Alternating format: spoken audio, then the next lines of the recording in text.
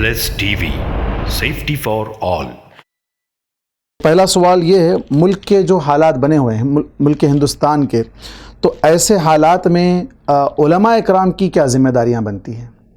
اس پرفتن دور میں خصوصاً ہندوستان کے حالات یا عموماً پوری دنیا کے حالات جو سیاسی اور ملی اعتبار سے چل رہے ہیں، اس سے پہلے بھی چلتے رہے ہیں اور آئندہ بھی چلیں گے اور آج بھی چل رہے ہیں۔ اس میں تو پہلی چیز عوام کو گھبرانا، پریشان نہیں ہونا چاہیے۔ دوسری چیز، علماء کی بڑی اہم ذمہ داری ہوتی ہے، خصوصاً وہاں جہاں مسلمان اقلیت میں ہوں، جہاں مسلمانوں کے پاس کوئی دفاعی قوت، پاور نہ ہو۔ ایسے حالات میں مسلمانوں کو تو پہلے صبر و ضبط کے ساتھ کام لیں، اور نمبر 2 علماء سے جڑیں، اور علماء کی ذمہ داری یہ ہوتی ہے، سب سے بڑی ذمہ داری، کہ سب سے پہلے اس پرفتن دور میں جہاں اسلام کو بدنام کرنے اور قرآن کو دہشت گردی کی تعلیم دینے کا اور محمد صلی اللہ علیہ وسلم کے متعلق غلط قسم کی باتیں بتا کر کے عوام کو ابھارا جائے اور ان کے عواطف سے فائدہ اٹھایا جائے، وہاں سب سے بڑی ذمہ داری علماء کی ہوتی ہے کہ اسلام کا سچا تعارف کروائیں۔ مین چیز ہے، اسلام کا سچا تعارف کروائیں، نبی صلی اللہ علیہ وسلم کی سچی سیرت اور آپ کا مشن کتاب و سنت اور تاریخ سے اور اہل علم والبصیرہ کے افکار اور نظریات اور اقوال کے ذریعے عام کیا جائے، تاکہ نبی صلی اللہ علیہ وسلم کے متعلق جو غلط فہمیاں ہوتی ہیں وہ دور ہو سکیں۔ اسی طرح سے ہم نے یہ تجربہ کیا، اور ہمیشہ اہل فتن، اہل بدعہ، ان کا طریقہ ہوتا ہے کہ یہ قرآن کے کسی آیت کو لے کر کے آگے پیچھے کو چھوڑ کر کے صرف جس لفظ سے، جس جملے سے اپنے فتنے کو یا اپنے مدعا کو ثابت کر سکتے ہوں، اسی ایک جملے کو لے کر کے عام کرتے ہیں اور کہتے ہیں دیکھو قرآن اس طرح سے حکم دے رہا ہے، اقتلوا المشرکین واقتلوہم حیث وجدتموہم۔ ایک جملہ، نہ اگلا پڑھا پیش کیا، نہ پچھلا پڑھا، یا تو اس کے پاس علم نہیں ہے۔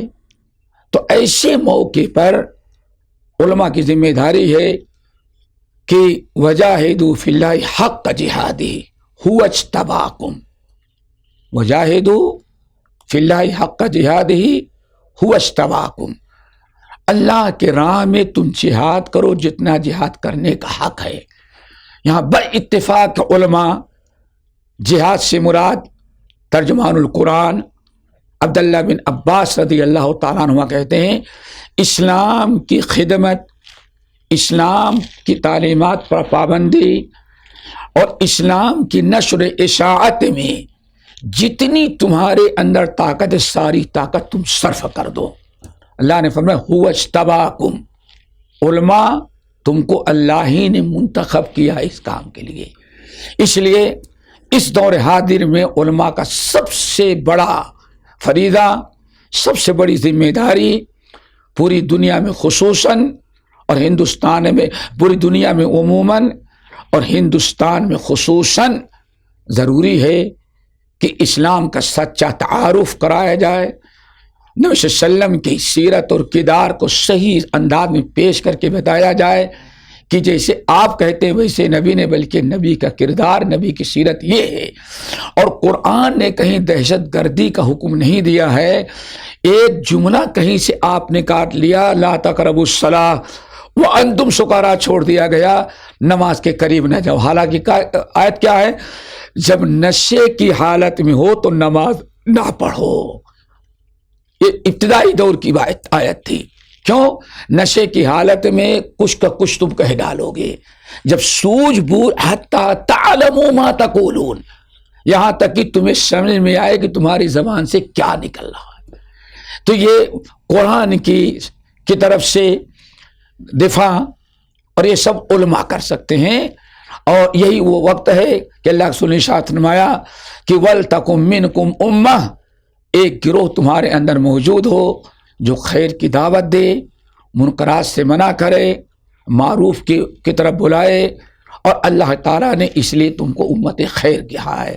تو اس لیے میں سمجھتا ہوں ہمارے علماء کو اس وقت میدان میں آنا چاہیے اور کتاب و سنت کی روشنی میں اسلام، قرآن، پیغمبر اسلام کا تعارف کروایا جائے. اور اگر صحیح تعارف کروایا گیا تو انشاءاللہ آج دنیا لکیر کی فقیر نہیں ہے. دشمنان اسلام ضرور بھی ضرور اس میں بہت سارے لوگ سمجھیں گے، اور کیا خبر کہ پاسبا مل گئے کعبہ کو صنم کھانے کے مصداق ہو جائیں. اللہ تعالی ہم سب کو، خصوصاً ہمارے علماء کو، اس ٹاپک پر تیاری اور محنت کر کے میدان میں اترنے کی ضرورت ہے.